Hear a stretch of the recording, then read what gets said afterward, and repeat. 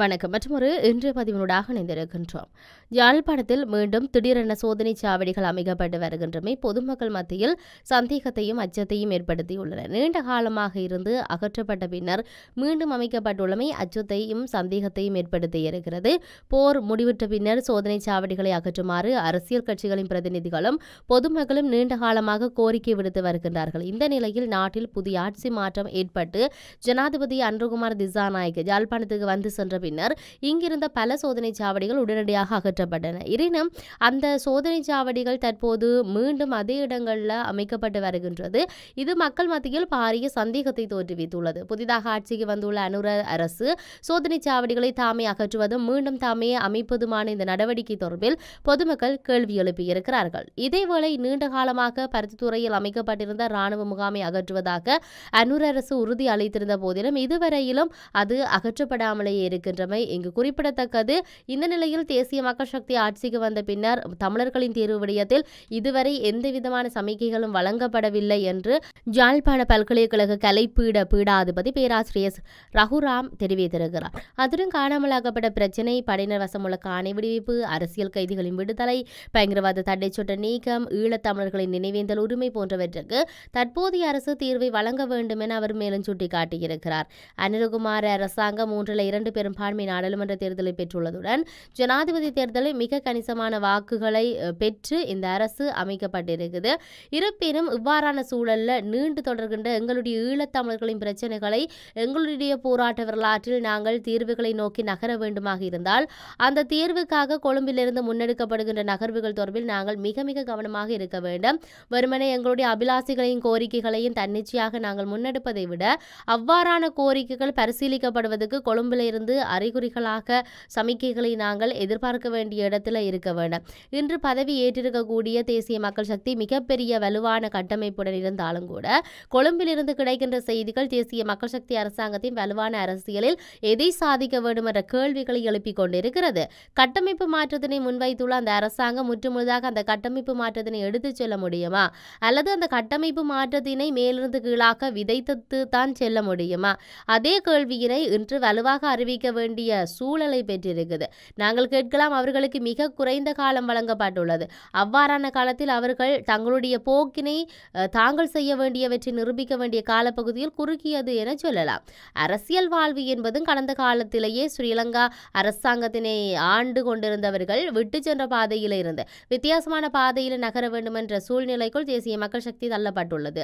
தனியே தமிழ் மக்கள் மத்தியில் மாத்திரமல்லாது தெற்கிலிருந்து மிகப்பெரிய எதிர்பார்ப்பு தேசிய மக்கள் சக்தி அரசாங்கத்துக்கு இருக்கிறது. அந்த எதிர்பார்ப்பு தான் பெரிய அச்சமாக இன்று உருவாகி இருக்கிறது. ஒரு எதிர்பார்ப்பு என்பது ஒரு உச்சளவில் இருக்கின்ற பொழுது அந்த எதிர்பார்ப்பை எப்படி திருப்பி செய்து கொள்வது என்பதில் தேசிய மக்கள் சக்தி அரசாங்கம் ஒரு முனைப்பான முன்னகர்வை எடுத்து வருவதாக இன்னும் உறுதிப்படுத்தக்கூடிய தடயங்கள் எங்களுக்கு கிடைக்கப்பெற்றுள்ள வரவில்லை. ஈழத்தமிழ் பிரச்சனைகளை எடுத்து காட்டுகின்ற நிகழ்வுகளை நாங்கள் எதிர்பார்த்து நிற்கின்றோம். இதுவரைக்கும் இவ்வாறான முயற்சிகள் எங்களுடைய கண்களுக்கு அறிவுப்புலனுக்கும் கிடைக்கவில்லை. குறிப்பாக ஈழத்தமிழர்களுடைய பிரச்சனைகளை தீர்ப்பதற்கு ஆக்கப்பூர்வமான மனச்சுத்தியுடனான ஈடுபாடுகள் மற்றும் செயற்பாடுகள் தொடர்பில் தேசிய மக்கள் சக்தி அரசாங்கம் வெளிப்படுத்த வேண்டும்.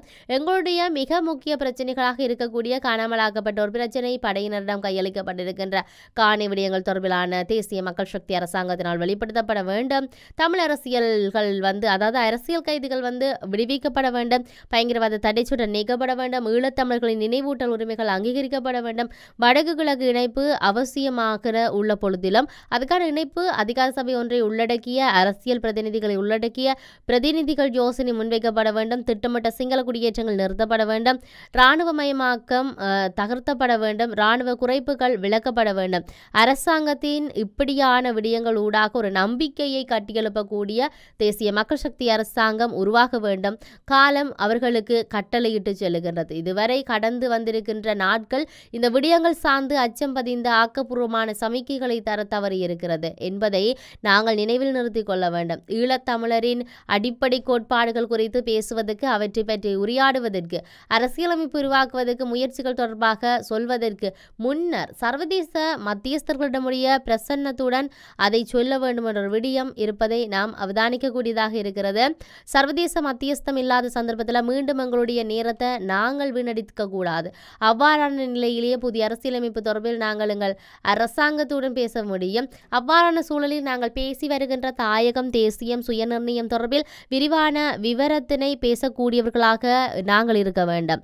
ஈழத் தமிழர்கள் தேசிய குடும்பமாக ஒன்றிணைவதற்குரிய அங்கீகாரத்தை எங்களுடைய முதலாவது கோரிக்கையாக முன்வைப்பதற்கு நாங்கள் முயற்சிக்க வேண்டும். தரக்கூடிய தீர்வு பொதிகளை மட்டும் வைத்துக்கொண்டு பேசக்கூடியவர்களாக நாங்கள் இருக்கக்கூடாது. அல்லது வெவ்வேறு அழுத்தங்களுக்கு மத்தியில் எங்களுடைய தீர்வுகளை நோக்கி பயணிக்க வேண்டியவர்களாக நாங்கள் தள்ளப்பட்டுள்ளோம். வடக்கு கிழக்கின் தமிழர்களின் பாரம்பரிய நிலம் சார்ந்த ஒருமைப்பாடும் தொடர்ச்சியும் பேணப்பட வேண்டும். வடக்கு கிழக்கு தாயகத்தினை நாங்கள் உரைத்து செல்லக்கூடிய வகையில் முன்னகர வேண்டும். புலத்தில் இருப்பவர்களது நிலைமையும் கருத்தில் கொள்ளப்பட வேண்டும் என்று தெரிவித்திருந்தார். இதேவேளை வடக்கு கிழக்கு பகுதிகளில் அதிகளவு காவல்துறையினரை நியமிப்பது, சிறந்த வேலை திட்டங்களை முன்னெடுக்கப்பட்டுள்ளது என பொதுமக்கள் பாதுகாப்பு அமைச்சர் ஆனந்த விஜயபால தெரிவித்திருப்பதையும் பார்க்கக்கூடியதாக இருக்கிறது. இவ்வாறு தாயகத்தை பொறுத்தவரையில் பல்வேறுபட்ட நகர்வுகள் நகர்ந்து செல்வதை நாங்கள் பார்த்து கொண்டுதான் இருக்கிறோம். இன்னும் தாயகம் சார்ந்து தேசிய மக்கள் சக்தியினுடைய ஆட்சியில் எவ்வாறான நகர்வுகள் அமையப் போகின்றது? இதில் முக்கியமான ஒரு விஷயம், சோதனை சாவடிகளை எல்லாத்தையும் அகற்றிவிட்டு திரும்ப அவர்களே தற்பொழுது சோதனை சாவடிகளை இருந்த இடங்களில் மீண்டும் அந்த சோதனை சாவடிகளை நாங்கள் பார்க்கக்கூடியதாக இருக்கிறது. இதை மிகப்பெரிய சந்தேகத்தையும் உற்றுநோக்கல்களையும் உண்டு பண்ணி இருக்கின்றது என்பதை தெரிவித்துக் கொண்டு மற்றொரு பதிவினூடாக சந்திப்போம். வணக்கம்.